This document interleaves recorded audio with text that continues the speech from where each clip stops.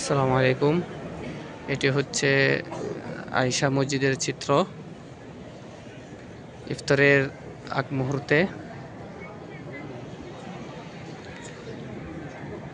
সবাই ইফতারের জন্য প্রস্তুত নিচ্ছে বাহিরে।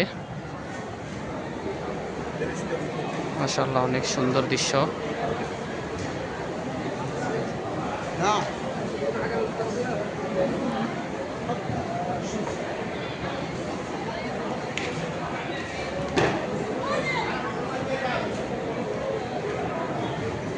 রমজান দেখতে দেখতে প্রায় শেষের দিকে।